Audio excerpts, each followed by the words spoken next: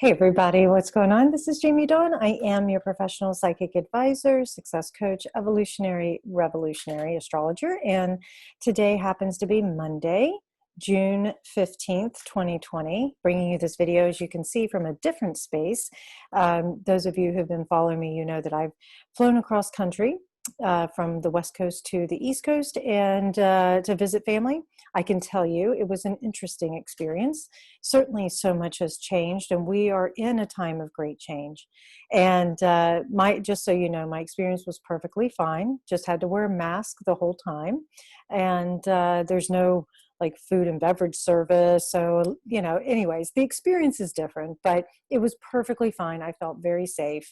And, obviously I'll get on the plane in a couple of weeks and head back. So all that to say, we are in a time of great change. And we know that based on everything that's happening in the world, in this country, and it's necessary. And I've talked about this on my videos.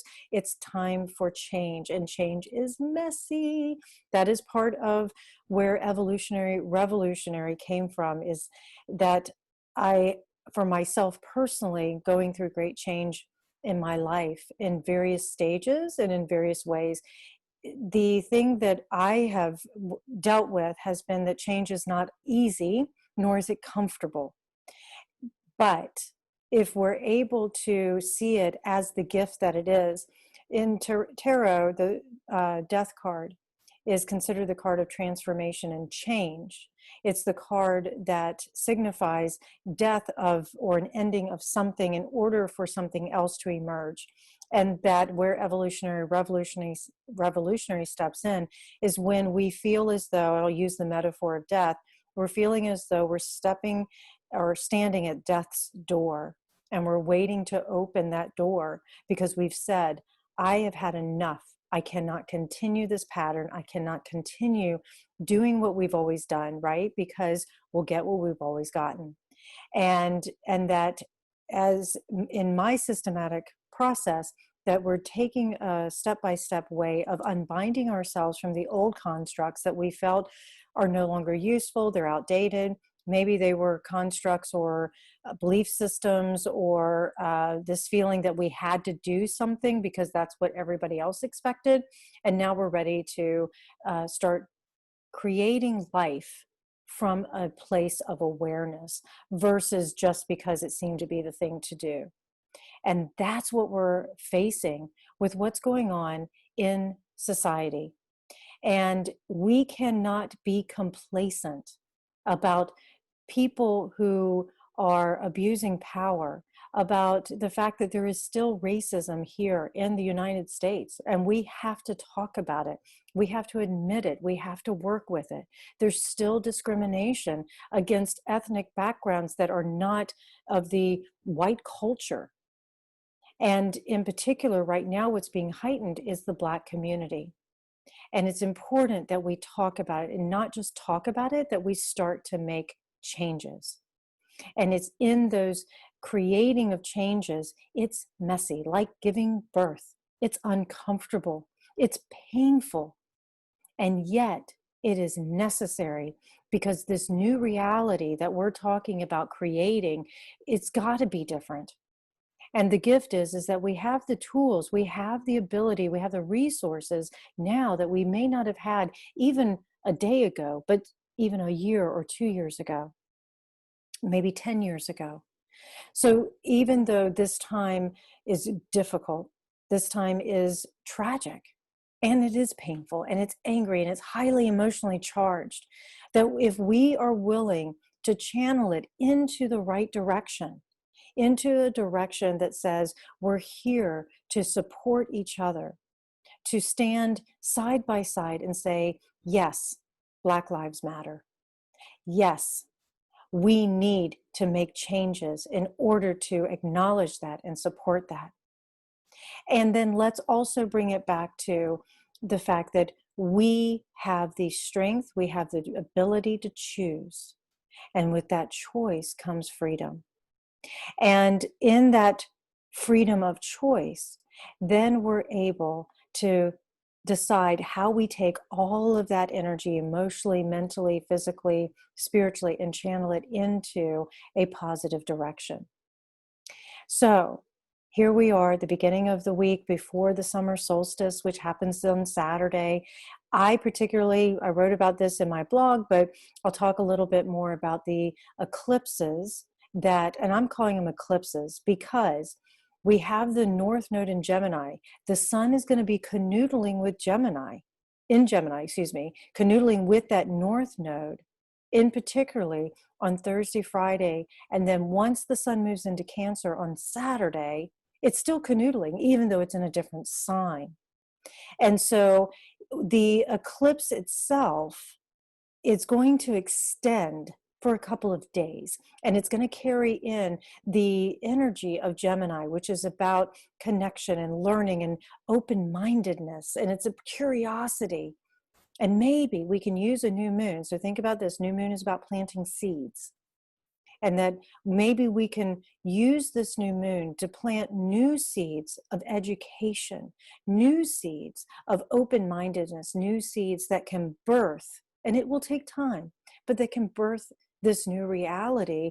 And here comes the sun in Cancer on Saturday that will hold it like the womb. And it will hold the seed, and it will mother it, and it will gestate, and it will nurture, and it will feed what needs to happen for us so that we can intentionally design what's coming next. And so leading up to that point, I believe that what this energy this week in particular is going to hold for us is that not only do we have the solstice, which we're going to be generating because we're energy generators, we're going to be generating a lot of energy leading up towards it, but we're also going to have Mars, which is now on the other side of Neptune, as it sort of dissolved, Neptune sort of dissolved the energy of Mars, where what may not have been so pointed, if you will, but it was still, there was a lot of anger and a lot of aggression. There was a lot of assertion, and sometimes it's necessary. We needed to get righteously angry about what's going on in the world and in society. And so now Mars is on the other side of Neptune as it cut through the illusion that Neptune was holding and saying, now, how do we stand up for the things that need to be stood up for? And so Mars, as it moves out of Pisces in the next 2 weeks, because it's going to enter into its home sign of Aries the 1st of July. And so it's going to finish up these last degrees of Pisces, and it's going to say, we're not done yet. We still have to keep going. We have to keep cutting through the illusions, and we have to get to this place, because Mars is going to be, as it moves into Aries, it's going to be canoodling with Chiron. So deeper healing is going to take place. There's also more wounds that are going to be exposed, especially with Mars involved. And Mars may offer as collectively this energy that takes those wounds, and it could make it worse. I'm not saying for certain, but it could get worse before it gets better. But I believe that if we're willing to hold the line, if we're willing to link arms, and we're willing to not stand up against per se, but stand up for the things we value.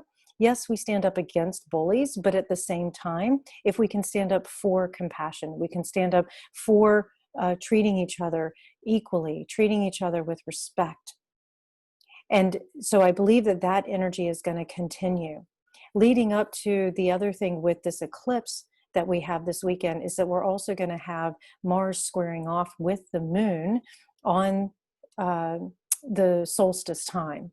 And so with Mars squaring off with the moon, there could be an insight, if you will, inciting of more passion and more desire for change, more desire for communicating, more desire for connection that we may not get. We may not get all the answers that we're looking for this week, and that can create frustrations. However, this is also where that South Node in Sagittarius is going to invite us to continue to come back to our faith. Faith that there really is a goodness of human nature. There really is a goodness of what's the core of why we put systems and processes into place. It's true, the reformation needs to happen. It's true, evolution needs to happen. But let's not As they say, throw out the baby with the bathwater. There was a reason that certain systems, certain support was put into place. So we may be stripping it down to the bare bones to be able to rebuild it again, and that's necessary.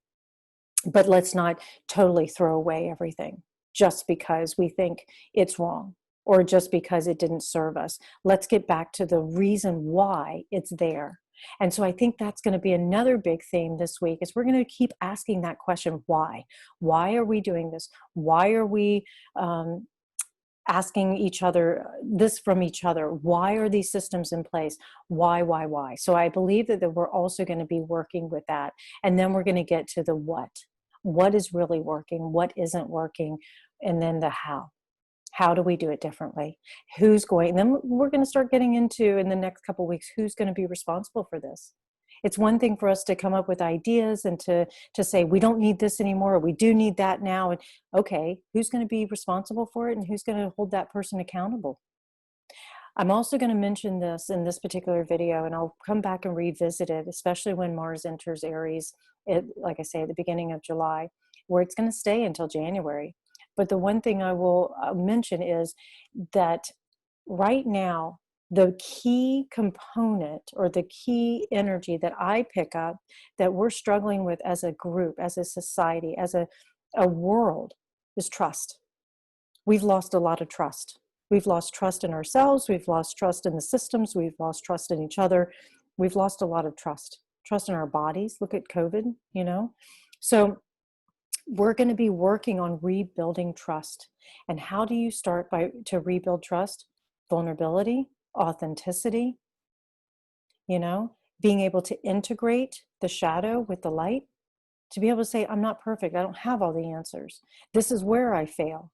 And yet this is where I succeed. These are my strengths. And then we're going to start utilizing and capitalizing on each other's strengths. And we're going to celebrate each other's weaknesses, if you will, because it's in that gap in between the strength and the weakness that we can actually find new tools and new systems, new ways of doing things. Remember, it's not about negating anything.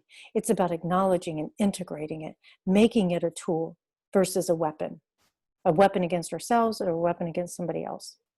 So I'll leave you with that. There's not a ton of activity beyond this week, if you will, leading up to the solstice. I mean, we can talk about some of the quincunxes that are going to be happening, which are annoying, irritating energy. And believe me, the quincunxes matter because it's like having that mosquito in the tent that you just can't swat, you can't kill, if you will. And when that shows up, it's not comfortable because you just want to you want to work with it, or you want to get rid of it, right? So, but that's in such a subtle level that you may not even notice it's happening, other than you can just feel the discomfort that's there. And so I'll offer this. Many of us who are highly sensitive are going to feel this minor irritation that keeps showing up. And it's like, I know something's about to happen. I just don't know exactly what that is. And so when that does get revealed, because information is slowly leaking out, when that information gets revealed, remember it's a time to pause, check in, and then respond. And in that checking in, be careful. I will say, here's one pitfall that may happen this week. You may get caught in a bit of analysis paralysis.